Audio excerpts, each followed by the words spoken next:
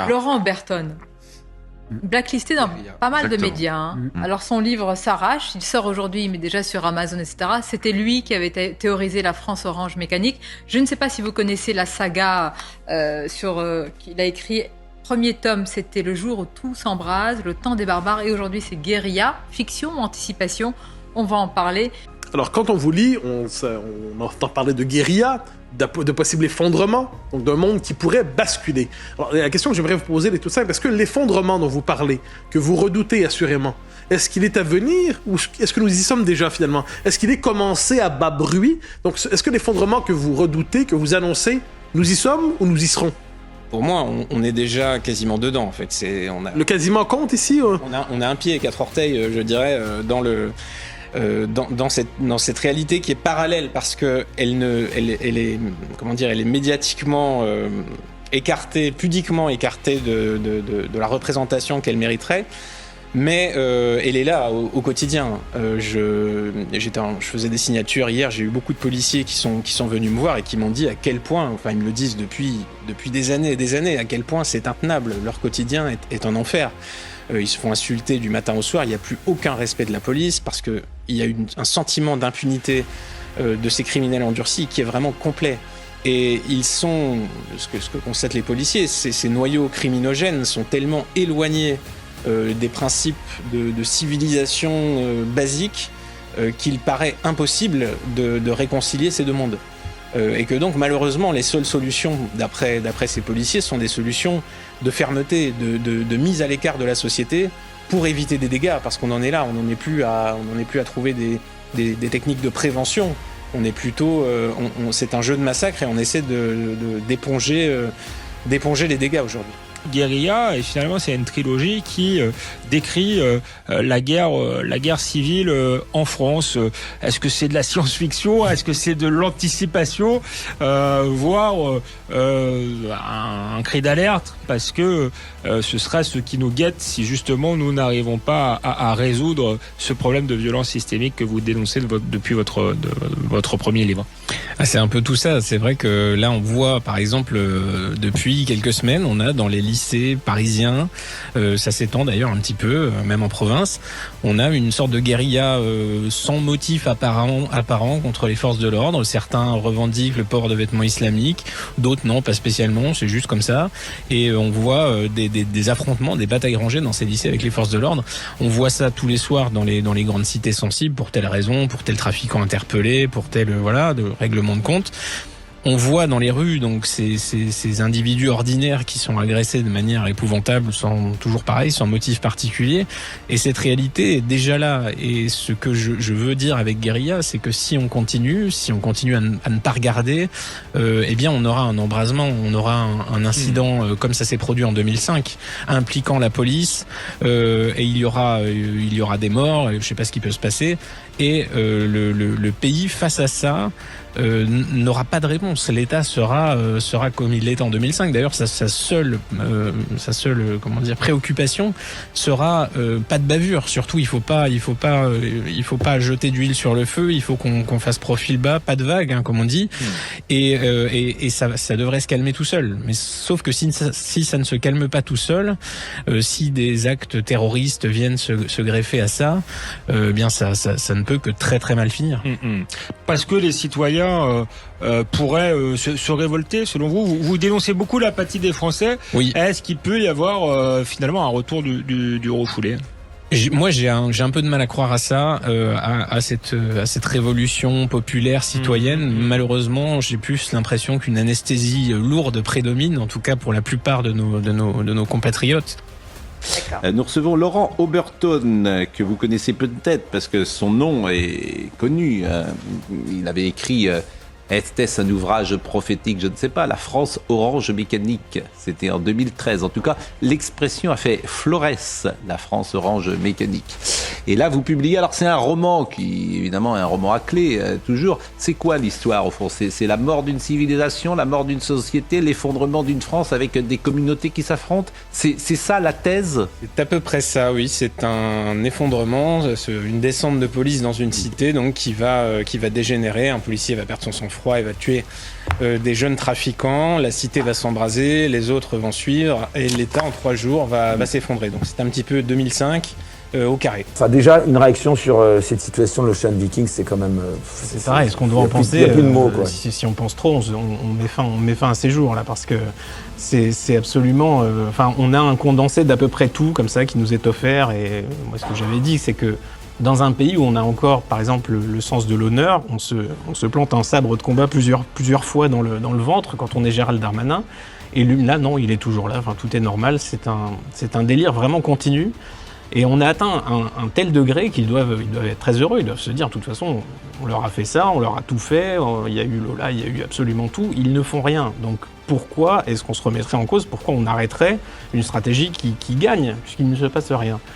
Et encore une fois, on parle de ce bateau qui est assez symbolique, mais n'oublions pas que l'année dernière, on a 270 000 titres de séjour délivrés par l'administration française, on a 700 000 visas, on a 120 000 demandes d'asile, et une fois que ces titres sont expirés, on le sait très bien, très souvent, les individus ne partent pas. Les OQTF, ça aussi c'est un excellent sketch de l'État français, que le monde entier nous envie.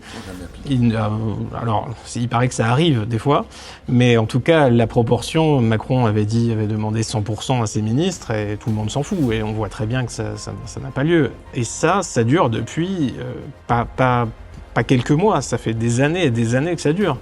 On est à 10%, plus de 10% d'immigrés dans ce pays.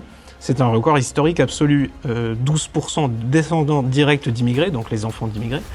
C'est aussi un record absolu, donc ça commence à ressembler assez furieusement à un changement de population. Je ne veux pas mettre sur la table le terme qui fâche, mais réellement, il se passe démographiquement quelque chose d'inédit. Il faut dire créolisation. Créolisation, voilà, là c'est très bien. Mais enfin, en tout cas, vous auriez imaginé est-ce qu'ils en ont conscience, vous croyez, ou pas Ouais. Eux, ce que ça provoque dans l'opinion. Dans leur monde, il n'y a pas de dégâts majeurs. Ils ont des types pour leur amener des sushis à la maison, et moralement, c'est satisfaisant parce qu'ils sont persuadés que les gens sont interchangeables et que donc ils sauvent le monde. Et pour eux, c'est très important. Ils savent très bien qu'ils ont un bilan carbone désastreux, etc. Enfin, ils n'ont pas la conscience extrêmement claire sur tout un tas de sujets, mais là au moins, ça leur offre un prestige. On lit ce roman véritablement comme on regarde un film, un thriller, fiction ou anticipation? Anticipation, c'est très difficile à anticiper justement parce que j'ai l'impression que les choses s'accélèrent et qu'il est très difficile de prédire. On me reproche souvent une certaine caricature de personnages politiques, par exemple. Mais par exemple, si j'avais inventé le coup du col roulé ou du sèche-linge, on m'aurait dit tu exagères. Mais non, c'est déjà le cas. La communication politique est très loin, je pense, de saisir la réalité de ce qui est en train de se passer dans ce pays, notamment en matière, encore une fois, d'insécurité. Les tabous persistent. J'avais écrit Orange Mécanique il y a 10 ans de cela, et absolument rien n'est réglé. La justice est toujours dans le même état, et les problèmes s'aggravent. Les records de violence aux personnes, de violences sexuelles ont été battus, les records historiques, absolus. Le ministère de l'Intérieur, ce sont ses propres chiffres. Donc sous Gérald Darmanin, sous Emmanuel Macron, ces records ont été pulvérisés. Le nombre d'homicides dans ce pays a atteint son taux le plus haut depuis les attentats de 2016. Les escroqueries sont énormes, les vols et les cambriolages remontent, donc rien ne va. Et à un moment, si on refuse, si on continue à ne pas le regarder en face, on arrivera à un scénario comme celui-là. Vous annoncez une société qui se délite, qui se décompose, qui s'ensauvage, qui est de plus en plus barbare. Est-ce que vous est-ce que vous envisagez aussi la possibilité que tout cela n'advienne pas? Dans l'histoire de France, il y a eu des moments de redressement, des moments de renaissance, des moments de recomposition. Est-ce que tel scénario est aussi possible pour vous, ou n'est-ce qu'une espérance vaine? Alors, tout est possible, évidemment, hein, toutes les courbes peuvent s'inverser. Moi, j'ai écrit ce livre pour essayer de conjurer le sort, en espérant justement qu'il n'arrive pas. Mais la voie que nous suivons aujourd'hui est celle du chaos. Pour moi, ça c'est très clair. Personne ne semble prendre au niveau de nos responsables, dans l'administration, dans les grands médias, dans ce que j'ai appelé Big Brother, c'est-à-dire cette immense machine qui s'adresse chaque jour à nous du matin au soir. Personne ne semble prendre la mesure du chaos déjà qui règne dans les rues et des conséquences de cette immigration de quantité qui n'a jamais été voulue ni souhaitée et qui n'est encore une fois, pas remise en cause. On a vu récemment ce qu'il en coûte de la remettre en cause. Il y a immédiatement le soupçon qui pèse sur vous, ce fameux chantage à l'extrême droite. Moi, j'avais déjà vécu ça à l'époque de la France Orange Mécanique. D'ailleurs, j'ai disparu des plateaux de télé à cette époque pour ça, parce que parler de l'insécurité et de l'immigration, c'était déjà un blasphème. À partir du moment où on refuse de voir ces problèmes, parce que là, c'est quand même la cohésion du pays qui est en jeu, le capital social de la France est effondré. Que vous répondez à ceux qui parlent de récupération aujourd'hui de ce crime? Moi, je leur dis que se taire, c'est consentir à l'horrible. Et on le fait depuis trop longtemps. Et pour moi, l'indécence est très clairement dans ce silence qui se part de vertu, mais c'est un véritable scandale de participer à ça et d'accuser les Français en colère, ceux qui vont ou même à la limite les victimes. Les victimes aujourd'hui hésitent à prendre la parole, à désigner leurs agresseurs parce que elles sentent bien qu'elles dérangent. La famille d'Alban Gervaise a été a voulu. Vous pouvez peut-être rappeler l'affaire Alban Gervaise qui avait été massacré devant une école. Sa famille a voulu médiatiser l'affaire, a voulu dire il s'est passé quelque chose. Le criminel a revendiqué son geste et on a étouffé l'affaire. L'armée a dit la famille ne veut pas communiquer. C'est faux. C'est faux, et ça arrive tout le temps. Et là, la famille de Lola n'a jamais dit qu'elle ne voulait pas de rassemblement. On lui a fait dire ça. On a essayé on a encore essayé d'étouffer cette affaire. On essaiera. De toute façon, l'insécurité, c'est ça. C'est un combat entre des faits qui sont massifs. Il y a 900 coups et blessures par jour en France aujourd'hui. Ce sont les chiffres officiels du gouvernement. Il y a 220 violences sexuelles tous les jours en France. Les homicides sont à un pic record depuis les attentats de 2016.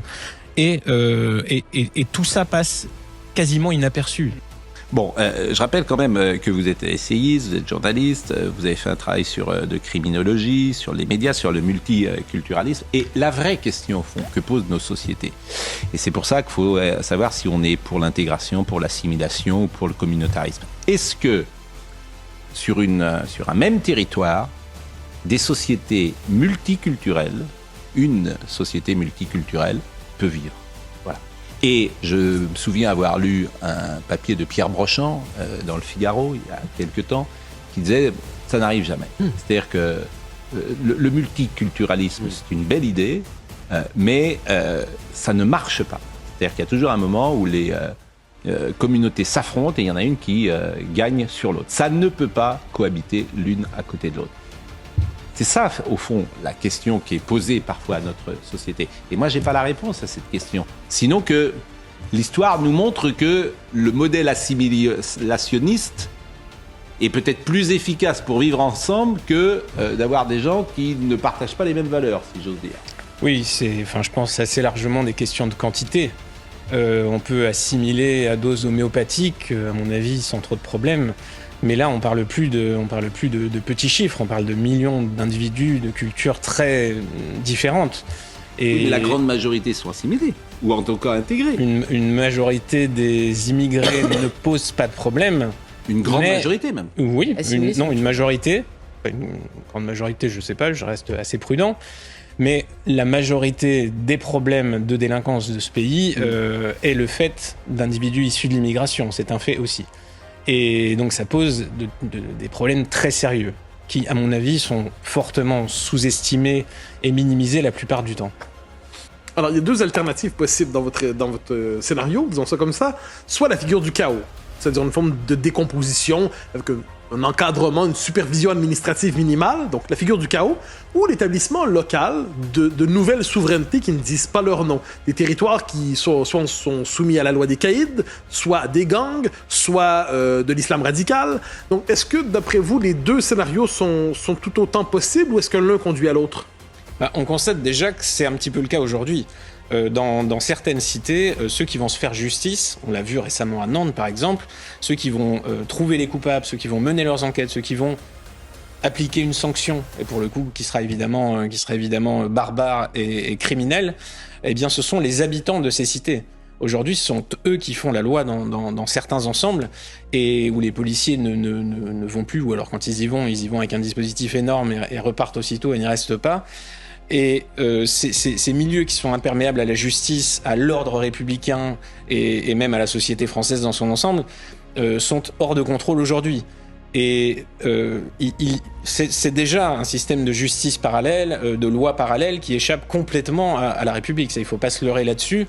Et l'État a tendance à laisser faire parce qu'il sait très bien que les gangs organisés participent de la paix sociale dans ces zones-là, puisque s'il n'y avait pas ces trafics qui rapportent beaucoup d'argent et qui permettent d'organiser un peu les choses, parce que s'il y a insécurité, le trafic va en pâtir, donc on garde quand même une forme de contrôle sur ces quartiers. Donc l'État a tendance à être, on va dire, conciliant avec tout ça. C'est aussi pour ça d'ailleurs que le cannabis ne sera pas régularisé tout de suite, parce qu'on sait très bien ce que ça entraînerait. La criminalité de la drogue se reconvertirait aussitôt dans une autre forme de criminalité bien plus violente et bien plus dommageable. Comment vous-même vous considérez, Laurent Oberton ? C'est difficile à dire. Oui, pathologiste, écrivain dystopique peut-être. Ah, dystopie, oui. Dystopie, pourquoi ? Oui. C'est-à-dire qu'on nage un peu aujourd'hui dans une forme d'utopie puisqu'on refuse de voir ces problèmes. C'est-à-dire qu'avant, le romancier, il allait chercher les gens dans leur réalité, il les emmenait dans un monde fictif. Et là maintenant, on fait le contraire. On va les chercher dans leur monde fictif où ils sont pour l'instant dans un état de confort et d'aveuglement relatif, et on leur met le nez dans ce qui se passe. Donc le métier a évolué. Et je sais pas si moi je suis spécialement pessimiste ou noir ou déclinologue ou que sais-je. J'essaie justement d'avertir, d'essayer de faire en sorte que ça n'ait pas lieu. Bonjour à tous et bienvenue à cette conférence numérique qui portera sur mes derniers livres, sur la trilogie Guérilla, sur Game Over et sur Éloge de la Force. Je tenais à le faire parce que la promotion est un petit peu frustrante de ce point de vue, c'est-à-dire on peut pas aller partout et quand on va même vers chez vous, parfois vous n'êtes pas disponible. Donc voici une session de rattrapage offerte par la plateforme YouTube. J'espère d'ailleurs que cette plateforme ne fera pas montre d'un excès de vigilance vis-à-vis des propos qui vont suivre. Ce sont les risques du métier, évidemment. J'aime pas spécialement cet exercice. Je sais que c'est une manière un peu curieuse de commencer une conférence, mais je n'aime pas la parole. Je la trouve traître, oublieuse, approximative. Je souffre de ce qu'on appelle l'esprit de l'escalier, c'est-à-dire, vous savez, quand on le lendemain d'une discussion ou quand on descend de l'estrade après un discours, on se dit « Ah, ça je l'ai pas dit, ça j'aurais dû le dire autrement, ça j'aurais pas dû le dire. » Bref, on peut pas se relire. Et c'est un défaut de la parole, alors que l'écriture, c'est pour ça que je suis écrivain, je pense, c'est que justement, on peut, au fil des relectures, arriver à une pensée complète et précise. Donc, excusez par avance les inévitables scories qui vont jalonner le discours qui va suivre. Je vais essayer, avec mes pauvres moyens vocaux, de vous initier à ce qu'a été ma pensée ces dernières années. Une pensée qui se concentre essentiellement sur la situation de la France, situation présente et à venir. La situation actuelle, selon moi, nous mène droit à l'effondrement, à la guérilla. Je rappelle que M. Moyen a voté Macron pour, je cite, « jouir d'un nouveau modèle de prospérité ». C'était le programme du candidat. Depuis, donc, on a battu notre record de déficit commercial, record du prix de l'électricité des énergies fossiles, avec des pénuries majeures annoncées, record du déficit public, plus de 1500 milliards d'euros dépensés l'année dernière, et dont 1300 milliards qui ont été prélevés aux Français, c'est-à-dire plus d'1 euro produit sur 2, a été confisqué par l'État pour des raisons qui restent à définir, pour des résultats qui ne sont pas précisés. Record d'endettement, 3 000 milliards de dettes, 3 000 milliards d'euros de dettes, c'est-à-dire que même si l'État aujourd'hui vendait Versailles, ses monuments, ses châteaux, etc., la totalité de son patrimoine, il serait loin de rembourser ses dettes. Pour faire bonne mesure, record d'inflation, là ce sont les États et les banques centrales qui autorisent les banques à prêter de l'argent qu'elles n'ont pas, donc à multiplier la monnaie. Quand on multiplie la monnaie, on détruit sa valeur. C'est pour ça qu'au Moyen-Âge, les gens qui faisaient ça, on les faisait bouillir. parce que si on détruit la valeur de la monnaie, on détruit la valeur des salaires, donc du travail, donc de l'épargne, le fameux pouvoir d'achat qui est déjà bien entamé par les taxes et les impôts. Évidemment, la seule réponse de l'État, ça va être toujours plus d'inflation, de taxes et d'impôts et de dettes pour nos enfants. En matière d'insécurité, le gouvernement de Macron a battu des records historiques absolus, là encore, en matière de violence aux personnes en particulier, même si le journal Le Monde vient de nous sortir un sociologue pour expliquer qu'en fait tout va bien et que c'est relativement stable. Les coups et blessures se portent à peu près 900 par jour aujourd'hui, c'est 7 fois plus qu'en 1990. Les violences sexuelles, 220 par jour, c'est 10 fois plus qu'en 1990. On peut également citer les homicides et tentatives qui sont à leur record depuis les attentats de 2016. La loi est toujours aussi mal appliquée. Malgré cela, on vient de battre un record absolu du nombre de prisonniers, plus de 72 000. Voilà, je sais, on va me dire, ah oui, mais s'il y a de plus en plus de prisonniers, c'est que la justice n'est pas laxiste. Et si, parce que si on prend par exemple comme référent l'année 1972, année où Daniel Guichard écrivait La tendresse, et 2022, année où Daniel Guichard achète des armes pour se défendre, le nombre de coups et blessures s'est multiplié par 9, et le nombre de prisonniers par 2,4. Donc, malgré le laxisme judiciaire, malgré le fait que la justice ne suive pas du tout l'ensauvagement, eh bien, le nombre de prisonniers augmente. Et la capacité carcérale, évidemment, est grotesque et n'est pas du tout digne de ce qui se passe dans nos rues. Bref, heureusement que Macron a évité la guerre en Ukraine, sinon on aurait du mal à retenir quelque chose de positif de son bilan. Évidemment, il y a un lien très fort entre cette insécurité et l'immigration. Quasi 30% des prisonniers sont étrangers, alors que les étrangers représentent 7% de la population seulement. Mais surtout, en disant ça, on oublie les enfants d'immigrés qui sont nés en France, qui sont français, comme Mohamed Merah par exemple, les Français issus de l'immigration, et ils sont bien plus nombreux que les immigrés.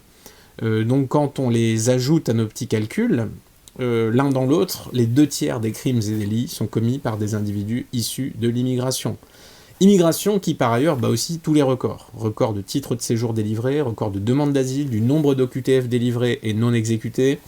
Il n'y a jamais eu en France autant d'immigrés, plus de 10% de la population de ce pays. Il n'y a jamais eu en France autant de descendants directs d'immigrés, plus de 12% de la population de ce pays. Autour de 40% des naissances seraient concernées, d'après l'INSEE. Je précise d'ailleurs, selon moi, que l'insécurité n'est pas fondamentale dans cette question de l'immigration. Cette immigration de quantité absolument inédite pose des problèmes bien plus généraux et profonds que la simple insécurité. Même si l'insécurité était nulle, un changement tel de population a des conséquences énormes. Niveau scolaire, niveau de vie, culture, capital social, etc. Ce sont les individus qui font les pays et pas l'inverse. Et là, on parle de millions d'individus, de cultures très éloignées, sur un laps de temps très court. Donc la France deviendra ce qu'ils sont et cessera d'être ce que nous sommes. C'est un fait, c'est ce qui se passe, et le voulons-nous? C'est ça la vraie question. Et malheureusement, peu de gens osent la poser. D'où l'inconvénient qui arrive à l'horizon quand on regarde pas où on va et qu'on y va en courant, on risque de se cogner et de se faire très mal. Et là, c'est un petit peu la France Titanic, ça aurait été un bon titre de livre. On veut pas voir la guérilla qui vient.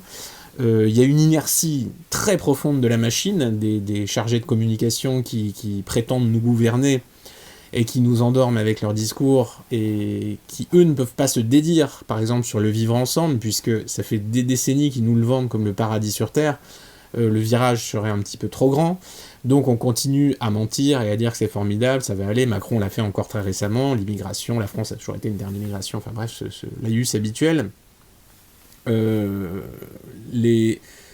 Tant que ces gens-là peuvent se servir et servir leurs amis, ils n'ont pas vraiment de raison de changer leur plan. Les Français ne sont pas dans la rue, il y a justement une inertie considérable de la population française qui ne veut pas subir ce qui se passe, mais qui ne fait rien, ou si peu, pour manifester son désaccord. Ça, c'est un premier point sur lequel je reviendrai un petit peu plus tard. Bref, la situation est critique, tous les voyants sont au rouge cramoisi. La seule chose qui manque à tout ça, c'est l'élément déclencheur. C'est-à-dire crise sociale, descente de police dans une cité sensible. Donc ça, c'est ce que j'ai, l'élément déclencheur de la guérilla dans mes livres. Ça peut être vraiment l'énergie, l'économie, le social, absolument tout. Il y a de plus en plus de candidats en fait au déclenchement. Sachant que tous les voyants donc sont au rouge. Après quoi, la problématique centrale de la trilogie guérilla, ce sont les créatures domestiques qui vont être livrées à leur dépendance lourde. Le citoyen aujourd'hui ne maîtrise absolument plus rien, c'est-à-dire sa sécurité, son alimentation, sa santé, ses moyens de déplacement, son chauffage, toute la technique dont il dépend et qui l'environne. Il ne sait pas comment ça fonctionne, il est incapable de la faire fonctionner seul, surtout s'il n'y a pas d'énergie évidemment. Donc il a tout délégué, toutes ses compétences reposent sur des tiers, c'est-à-dire on est tous spécialisés dans un domaine précis, et d'habitude on a recours aux compétences d'autrui, la plupart du temps de l'État, quand on a des problèmes. Et la thèse de guérilla est justement que l'État s'effondre, le maître s'effondre, donc la créature domestique est privée de cerveau. Je vais vous lire un extrait à ce sujet de Guérilla, un extrait qui concerne le personnage Renaud Lorenzino, qui est l'exemple type du politicien, enfin de l'éditorialiste, de ce genre de personnage qui sait ce qui se passe, qui a pris tout ce qu'il pouvait prendre, et maintenant qui se rend compte que là c'est fini, les jeux sont faits, donc on doit s'en aller. C'est le déluge et il faut aller plus loin. Et eux le peuvent évidemment, ces personnages-là, mais le monsieur moyen, lui, la plupart du temps, ne le peut pas. Donc il essaie de convaincre une de ses collègues que maintenant il faut s'en aller. Je vais te dire ce qui se passe. Il n'est plus question de l'habituelle petite guerre entre touristes et terroristes. La folie est lâchée dans les rues, cette nuit tout sera pillé, détruit sans distinction ni logique, les itinérants et assimilés s'en donneront à cœur joie. Les petits blancs des villes ont pris fait et cause pour ces malheureuses victimes de la société, comme nous leur avons appris. Les petits blancs des champs se tairont et attendront parce qu'ils ne savent faire que ça. Pendant ce temps, le terrorisme va donner tout ce qu'il a, de peur de se faire voler sa terreur et son chaos. Tous les employés qui font que ce pays tourne ne vont pas risquer leur peau pour leur travail de merde. Ils resteront chez eux, il n'y aura plus de transport, de services, de communication, d'approvisionnement. Tous les circuits seront coupés, finis les médicaments, la nourriture, le gaz, l'essence, l'eau potable, l'électricité, internet, le téléphone, les secours, la police. Tout va s'effondrer. La ville va prendre feu, des incendies gigantesques, puisqu'aucun pompier ne fera plus son travail, puisqu'aucun flic ne fera plus respecter la moindre loi. Demain, ce sera la panique totale. La majorité des habitants de ce pays en violeront les lois pour se procurer des biens de première nécessité en vue du chaos qui vient, qui est là. Ce sera la fin de toutes les hiérarchies, de toutes les confiances. Tout sera pillé en 3 jours. Les événements sont en marche, invincibles. Et d'heure en heure, ils feront de ce monde une chose qui n'a jamais été. Nous venons de perdre tout le pouvoir que cette société virtuelle a bien voulu nous concéder. Tout va cesser de faire illusion. Les comptes en banque seront vaporisés. Le papier va perdre toute sa valeur. Puis l'argent, les nombres, les lois... Enfin, les valeurs elles-mêmes vont disparaître, ce sera la fin de la morale et la fin du verbe. Homo sapiens ne sera plus une espèce protégée. Tout ce qui comptera dans ce monde, ce sera la peur et les armes. Ce n'est plus une probabilité, c'est une certitude. Le miracle a pris fin, la France n'existe plus. Alors, sa collègue insiste, se raccroche à ses certitudes en disant « Oui, mais quand même, on va y arriver, enfin, on est le bien, donc on ne peut pas perdre. » L'amour de l'autre, etc., et notre capacité à vivre ensemble, à nous sauver. Et alors lui remet un taquet pour la route en lui disant « Tu ne comprends pas, tu dois oublier ce baratin, dès aujourd'hui nos valeurs n'ont plus cours, l'amour, les droits, le respect, la civilisation, c'est fini. Ce ne sont que des mots, ce soir c'est la fin de la fiction, tu veux partir en province, c'est le pays qu'il faut fuir, ici le chaos te rattrapera. La faim et la peur ne laisseront pas une réserve intacte, pas un bâtiment debout, pas une âme en paix. Nous sommes au seuil du réel pur, il faut que tu comprennes, il n'y a plus de royaume imaginaire, d'illusions numériques ou verbales. Demain, ce sera la fin du probable. Demain, l'amour ne sera plus que le cri désespéré des condamnés à mort. » Voilà, le discours de Renaud Lorenzino. Donc guérilla, c'est la théorie du chaos, le brutal effondrement de l'État et le grand chacun pour soi auquel absolument personne n'est prêt. C'était une théorie jadis fantaisiste, et puis qui est devenue plausible, et puis qui est maintenant carrément probable. Je me souviens qu'il y a quelques temps, ces livres étaient classés dans les catégories fiction, science-fiction, voire ésotérique, et puis après anticipation. J'espère qu'ils passeront pas tout de suite dans la catégorie documentaire. En tout cas, Est-ce que c'est évitable ? C'est la grande question. Est-ce qu'il existe des solutions pour nous sauver ? Et là, je vais vous renvoyer à mon livre Game Over, parce que oui, Game Over, la fin de la partie à venir, puisque l'État n'a plus de crédit, et parce qu'il serait temps que nous, on arrête de jouer, de croire en la politique, en une solution démocratique miraculeuse. Il existe des solutions qui sont extrêmement simples pour arrêter, inverser l'immigration, pour stopper l'insécurité, pour libérer les médias, la culture, etc. Donc je les liste pour sauver l'économie. Enfin, je liste ça de manière complète et détaillée dans ce livre, qui est paru en début d'année aux éditions Magnus. Sauf que le problème entre nous et le pouvoir, eh bien, c'est l'État. Et l'État, c'est un dieu jaloux qui va défendre tous les monopoles que nous lui avons abandonnés, et il défendra ses monopoles et sa croissance sans fin bien plus férocement que ses missions d'intérêt général. L'État n'est pas notre ami, c'est le plus froid de tous les monstres froids, comme disait l'autre. On lui a donné, comme disait Lucrèce, les hommes, à un moment, ils ont remis aux dieux les pleins pouvoirs sur leur vie, parce qu'ils avaient peur, ils avaient peur des événements, de la nature, etc. Et finalement, ils ont été encore plus terrifiés par les dieux qu'ils ne l'étaient par la nature et les événements. Et bien, c'est exactement la même chose avec l'État. On l'a promu Dieu, et maintenant, on en paie les conséquences. C'est notre principal problème, c'est lui qui organise l'immigration, qui est incapable de gérer l'insécurité, qui occupe les cerveaux avec sa culture et ses médias sous cloche. C'est encore lui qui nous raquette au nom de la justice sociale ou climatique ou je sais pas quoi. Le social, quand il est forcé sans contrepartie, ça s'appelle de l'injustice. C'est une distribution de privilèges. C'est-à-dire l'État va prendre de l'argent aux Français et va en donner à tel ou tel, et pas à tout le monde de la même façon. Donc il y a l'État, c'est ça la définition du privilège. Et plus notre État va faire de social, c'est-à-dire distribution de privilèges, plus il va diviser la population. Ça me fait toujours penser à une expérience qui a été menée avec des singes capucins. On a un groupe de singes et on a un expérimentateur qui va leur donner un concombre à chacun d'entre eux. Donc les singes sont contents, ils ont leur concombre, et voilà, tout va bien, la vie est belle. Et puis l'expérimentateur va arriver avec une grappe de raisin, et cette fois-ci il va la donner qu'à un seul singe capucin. Et évidemment les autres vont protester très vivement, vont devenir agressifs, vont devenir très dépendants du donneur. Ils ne vont plus penser qu'à lui et vraiment seront terrorisés à l'idée d'être moins bien dotés que les autres.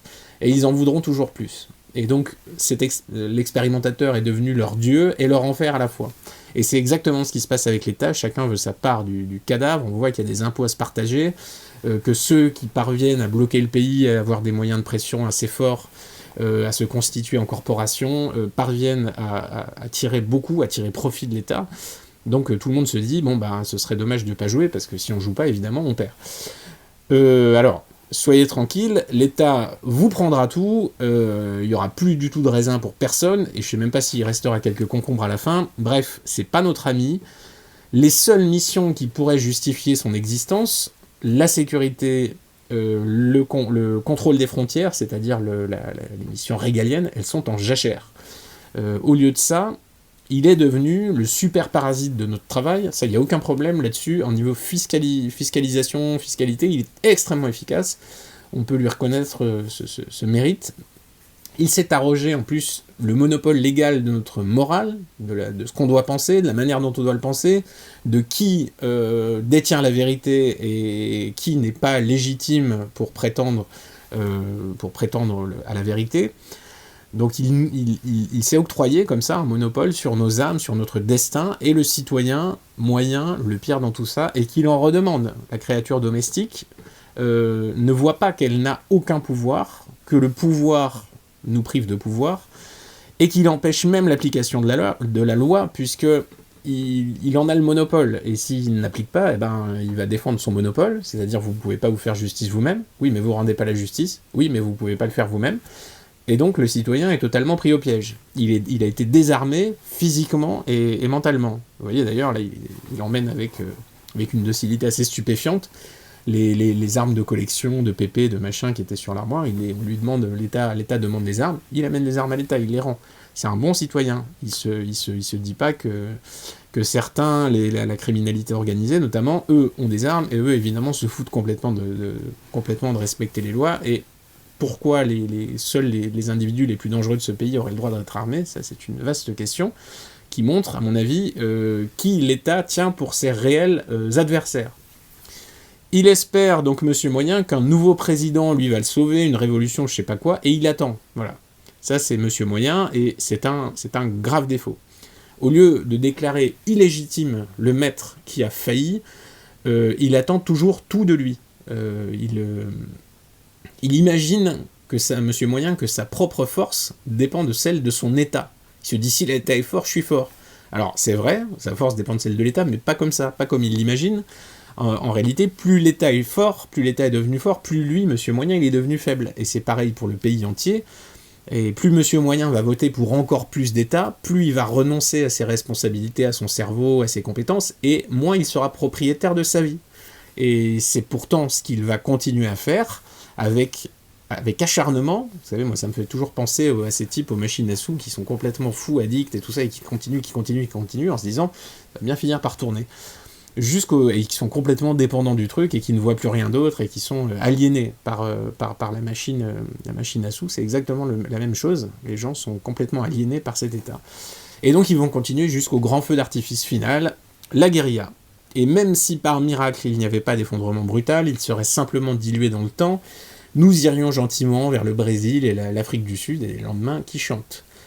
Donc après le constat et après l'anticipation, la vraie question profonde qui demeure est celle de ce que nous sommes devenus. C'est-à-dire, c'est nous qui avons permis ça, nous avons la responsabilité de n'avoir rien fait ou si peu pour nous y opposer, notamment en matière d'immigration. J'ai jamais vu les Français descendre massivement dans la rue et dire maintenant ça suffit. Et c'est une maladie occidentale très profonde. Le renoncement, même le français lucide qui va dire tout est foutu, ils sont extrêmement nombreux. Ça signe un affaissement de la volonté qui doit être étudié en profondeur. Et là, je vais vous lire un extrait de Guérilla 2, ce que j'appellerais le discours du chinois, que le colonel rebaptise Pol Pot.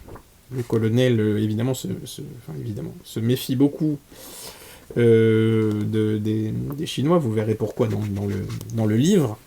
Et bon, il commence à fraterniser grâce à l'alcool, et le colonel se demande pourquoi lui, ce personnage, donc le Chinois, qui l'héberge, a l'air assez détaché par rapport à tout ça. Et il lui demande, mais est-ce que tu n'as pas peur ? Ça le fascine un petit peu.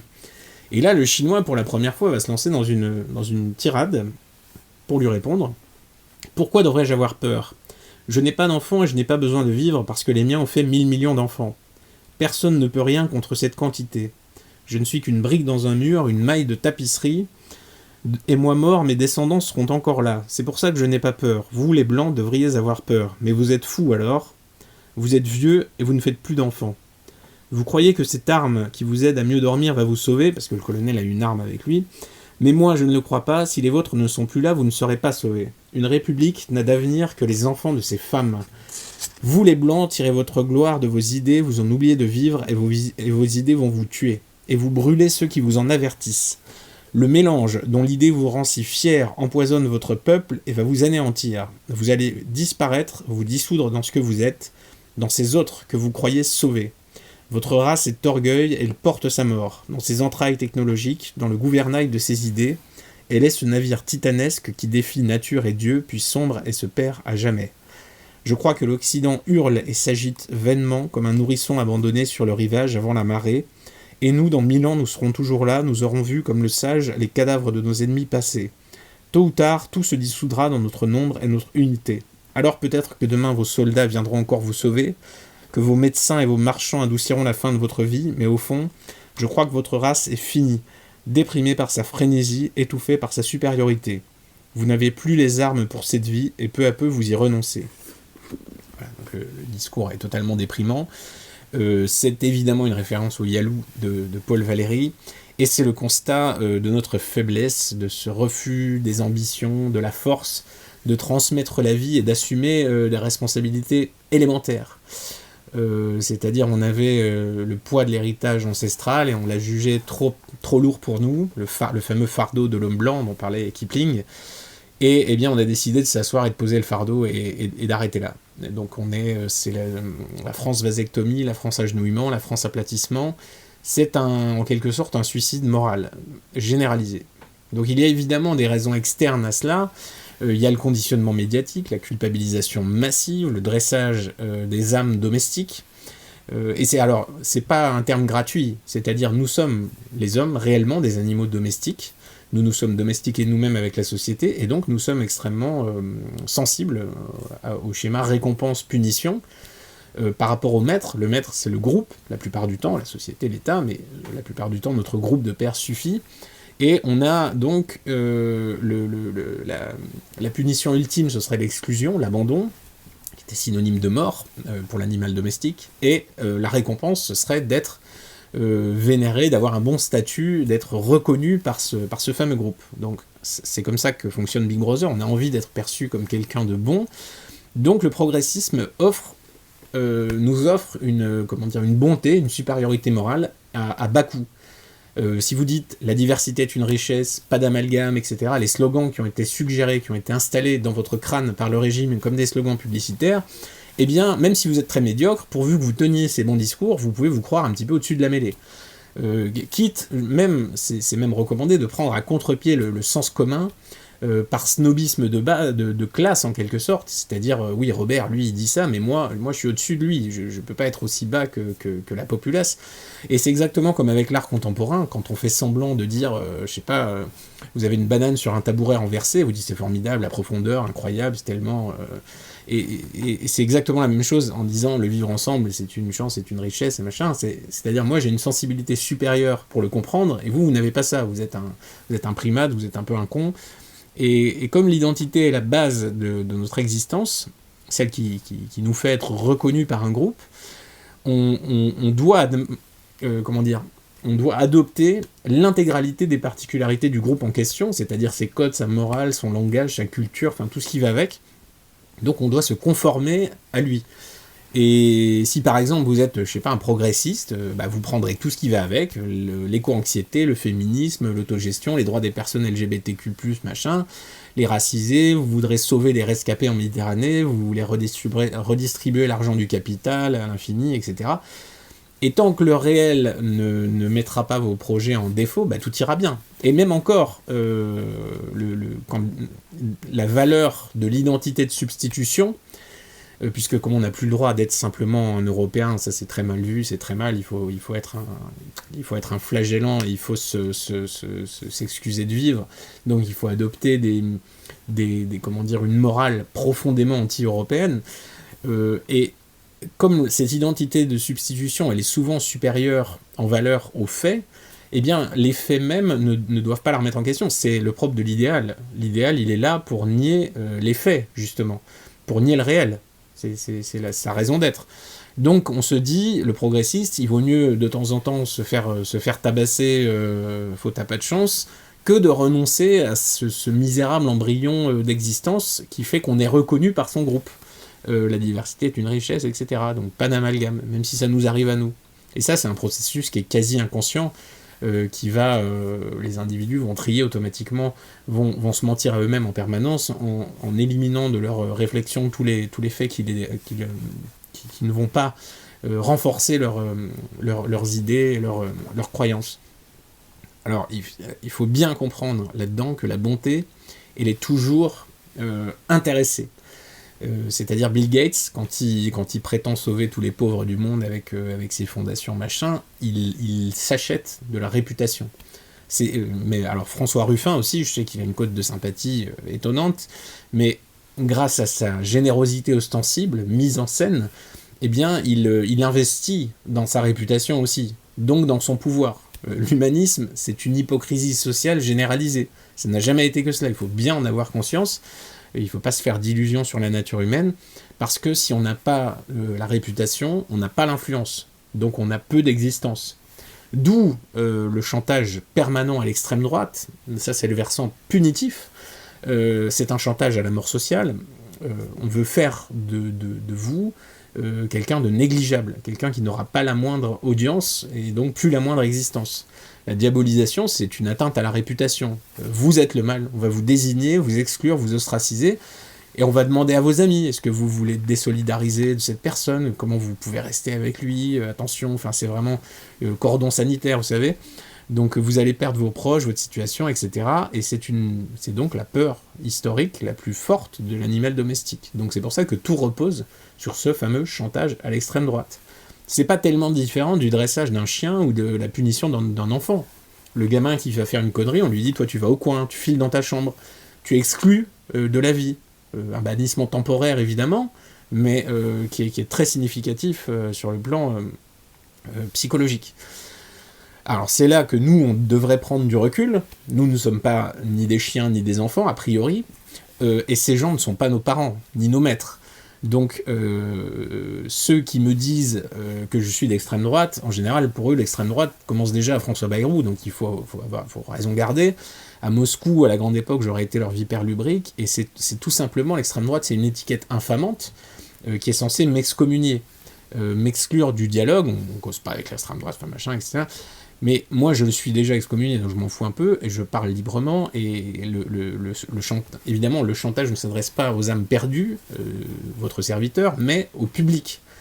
Ils savent très bien que dans la masse, il y a beaucoup de lâches, et les lâches, ils ont trop peur d'être accusés. Et donc, ils préféreront suivre celui qui est menaçant, celui qui condamne, celui qui crie fort, celui qui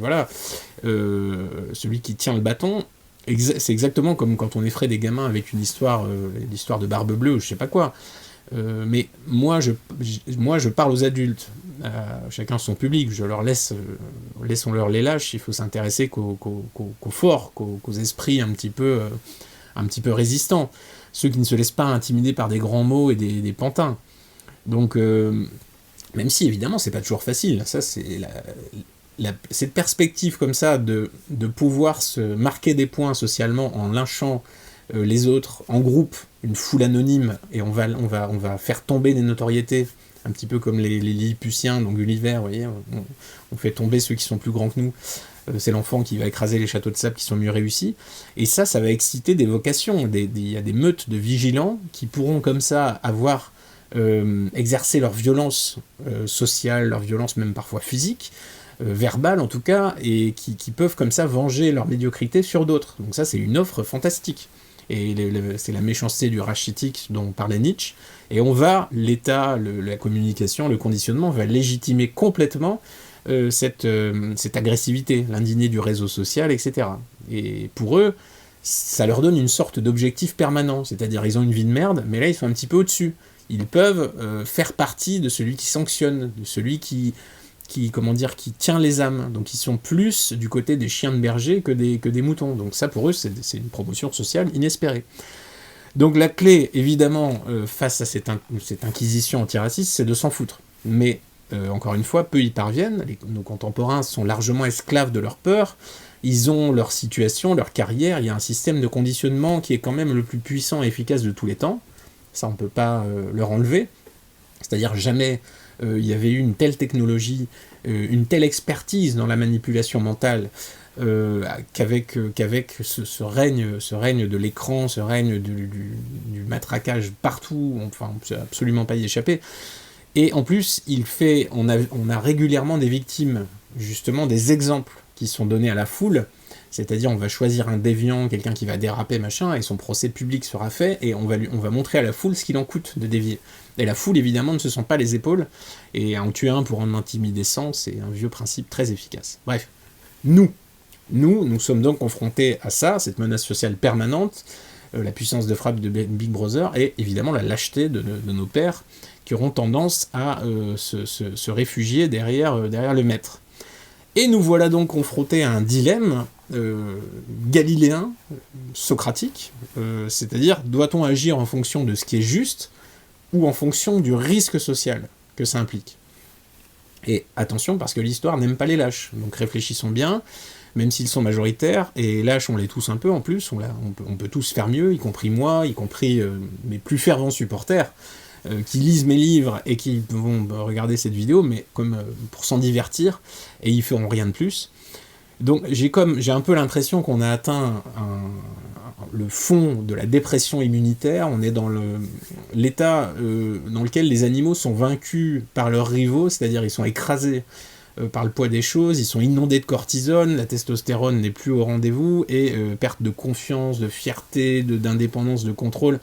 Et donc ils vont se réfugier dans le suivisme et la soumission, dans l'aplatissement, dans l'idée que le maître va les sauver, et ils vont se fasciner pour l'actualité, pour le divertissement, pour se fuir, pour se nier en quelque sorte, pour ne pas voir leur état de dépossession complet, et pour ne pas agir contre ça. Donc le pire pour nous est de ne pas se sentir maître chez soi, maître de soi. On sent bien que tout nous dépasse, on s'imagine des ennemis tout-puissants pour justifier notre propre impuissance, alors que la machine n'a pas de chef, ça c'est très important de le comprendre, elle n'a pas besoin de chef, c'est la technique, elle va toute seule, et tout le monde est remplaçable là-dedans. Et comme le disait Marbeau, Eugène Marbeau, on est pessimiste ou désespéré parce qu'on se sent incapable de dominer la vie. Donc on renonce à essayer finalement. Et la mentalité de notre époque s'oppose en cela radicalement à la mentalité antique de la Grèce d'avant la philosophie, la Grèce fière, la Grèce de Thucydide et surtout déjà la Grèce d'Homère.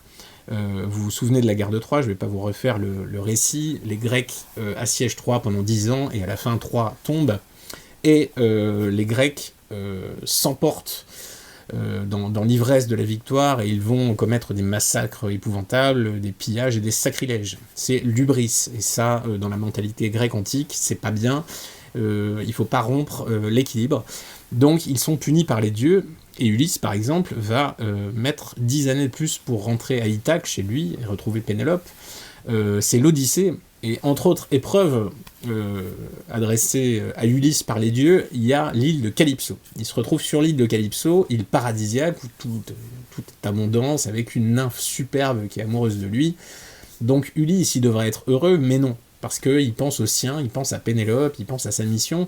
Il sent bien qu'il entre dans un état qui n'est pas l'état de la vie, qui est l'état de l'être repu, rassasié, qui est complètement amorphe, un peu comme le boa qui digère, et il veut rentrer chez lui.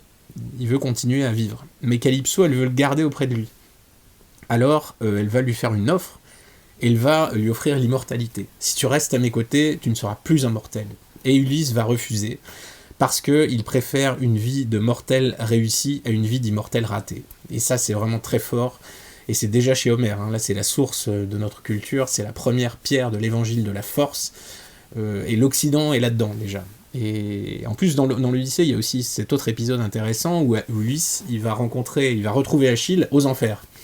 Et Achille, qui avait le même raisonnement que Ulysse à l'époque, qui préférait la vie courte et la postérité éternelle plutôt qu'une vie éternelle sans postérité, eh bien aux enfers, Achille il semble avoir changé d'opinion.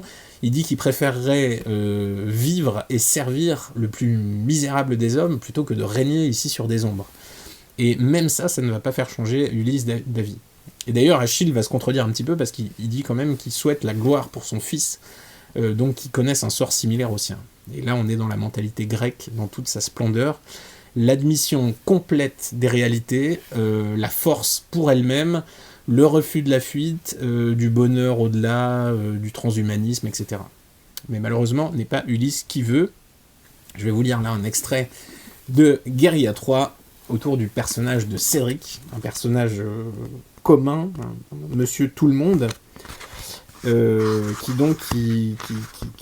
qui aspire simplement à ce que les choses redeviennent comme avant, c'est-à-dire à ce qu'il ne se passe rien. La fin de l'histoire, ça lui allait parfaitement, et il veut qu'elle revienne.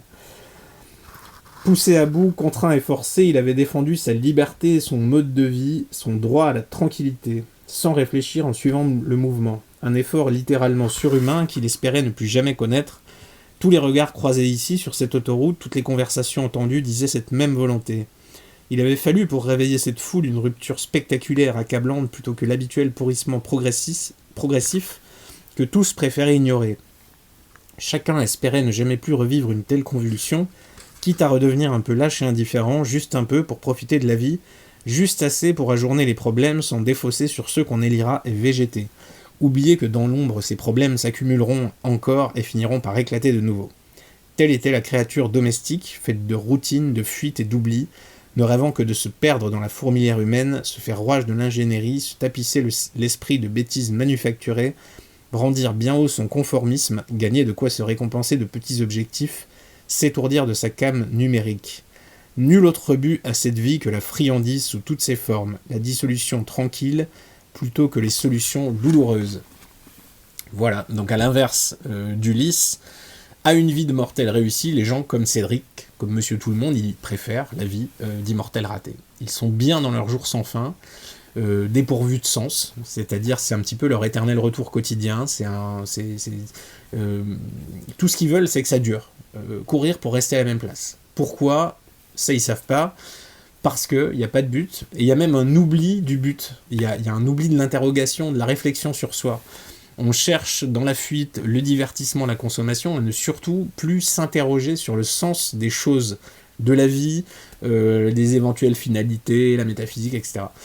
C'est l'ère de la technique, dont parlait Heidegger, où on cherche simplement à améliorer les moyens à l'infini sans penser aux fins. Donc là, on est quand même sur la voie, littéralement, de la fourmilière, de l'eusocialité. On va sortir de l'homme, de l'animal, du vivant, pour aller vers le fascisme domestique, ce que j'avais déjà écrit dans La France Big Brother, et on refuse toute forme de lucidité et de responsabilité, c'est-à-dire la brûlure du réel, elle fait partie du fardeau, et c'est trop lourd à porter, donc on ne préfère pas se poser la question, on va chercher à s'anesthésier l'esprit, et donc c'est une sorte d'euthanasie spirituelle. Et selon moi, c'est pire que la volonté de mourir, c'est la volonté de ne plus vivre. C'est la Gelassenheit, donc Heidegger, laisser être, renoncer, admettre, le monde nous dépasse, on ne peut pas lutter, on n'est pas de taille, ça sert à rien d'essayer d'avoir une influence sur lui, donc on va fuir nous-mêmes, on va fuir nos ambitions, on va se refuser à jouer un tel rôle. Alors qu'on est fait pour ça. Et le problème, c'est que la fuite, elle va pas être satisfaisante. Ça, c'est une illusion. L'angoisse va s'auto-alimenter, on essaiera de se fuir de plus en plus, et chacun cherche à se fuir, mais personne n'y parvient, disait Lucrèce. Donc Guérilla, cette trilogie, c'est avant tout une catastrophe qui est révélatrice d'un état de dégénérescence, de décadence, de comme on veut, de nous autres. Et je m'inclus dans le lot, évidemment.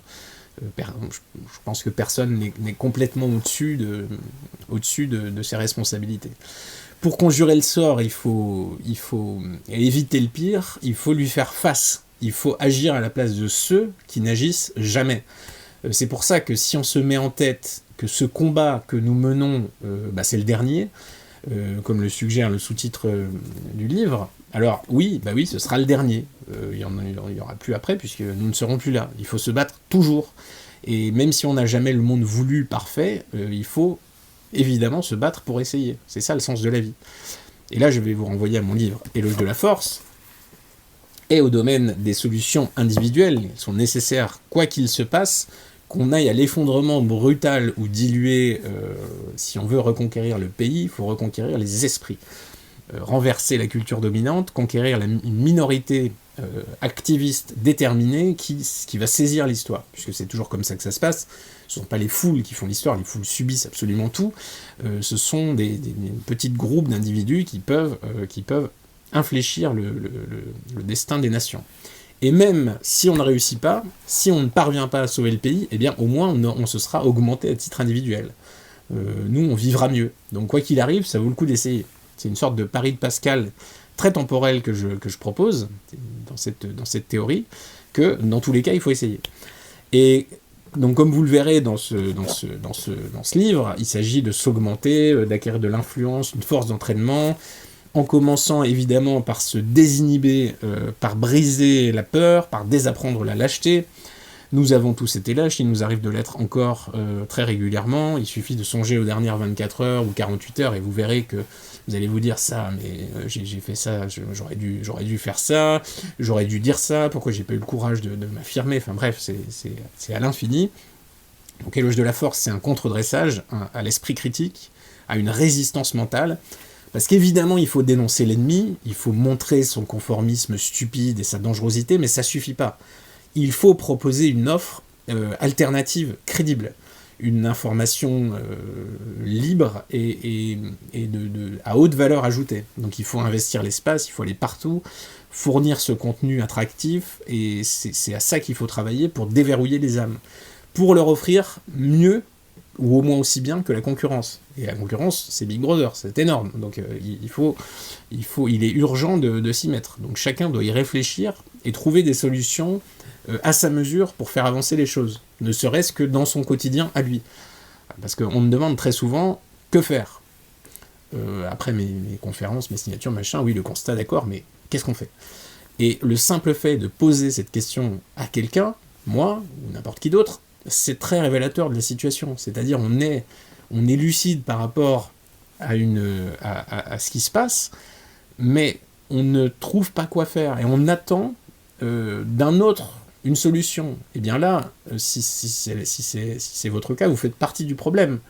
Parce que c'est toujours de l'espoir qui va être différé, qui va être délégué, qui va être mal placé. Celui qui se demande ce qu'il faut faire, c'est qu'il n'a pas assez cherché, c'est que lui-même ne veut pas faire l'effort. Donc c'est autant à vous qu'à moi de trouver des solutions en réalité. Voilà, ça c'est un petit peu le fil directeur de ma pensée. Il y a un lien de parenté très fort entre mes livres à ce sujet, depuis la France Big Brother, encore une fois, qui est un petit peu le premier de toute cette série. Et il y en aura encore d'autres, je pense pas que ce seront... Il y a encore beaucoup de choses à dire dans la matière, sur l'échelon individuel, peut-être d'une manière encore plus concrète et quotidienne, vraiment pour les initiés. Donc je vais travailler à ça, et parce que je crois que c'est l'engagement le plus efficace, le plus urgent et le plus vital. Voilà. Donc tant mieux si mes livres vous servent de point d'appui, mais après c'est à vous de continuer tout seul. Pour conclure, un petit point un petit peu plus personnel sur cette année importante qui s'est écoulée. J'aime bien dresser le bilan des années quand elles s'achèvent. Celle-ci était particulièrement chargée. En 2021, j'ai rien publié, puisque, vous vous souvenez, j'ai quitté avec fracas les éditions Ring, avec Papacito, Marceau, Laura Mani et d'autres. Et donc là, en 2022, c'était un petit peu session rattrapage. Lancement de la Furia, donc un trimestriel, donc 4 numéros à faire, publication de 2 nouveaux livres, Game Over et Guérilla 3, relecture et réédition de 6 autres livres, mes essais aux éditions Magnus. Il me reste à rééditer Utoya et le Diable du Ciel, qui arriveront en début d'année prochaine, toujours chez Magnus. Là, je suis actuellement en train de boucler la Furia numéro 5, mes articles en tout cas, qui arrivera en janvier, et puis je me consacrerai à mes prochains livres. Donc j'ai plusieurs projets, je vous l'ai dit, j'ai 5 projets de livres exactement, viables, parce que j'ai mes projets à moi aussi personnels, que voilà, des trucs qui ne seraient pas publiés parce qu'un peu trop particuliers, on va dire. Et donc si Dieu me prête vie et si tout ne s'effondre pas d'ici là, je reviendrai l'année prochaine avec un nouveau livre, en plus de la Furia. Donc comment me soutenir, c'est une autre question qui revient assez souvent. Eh bien, il y a un seul moyen, il y en a 2 plutôt, il y a Magnus et la Furia, donc mes livres et notre revue. Si vous achetez mes livres, si vous vous abonnez à cette revue, c'est évidemment un soutien direct. Ça nous permet aussi, au-delà de ça, d'accroître notre force de frappe, notre visibilité dans les kiosques, les librairies, partout, sur les écrans, sur le chemin de promenade de Monsieur Moyen.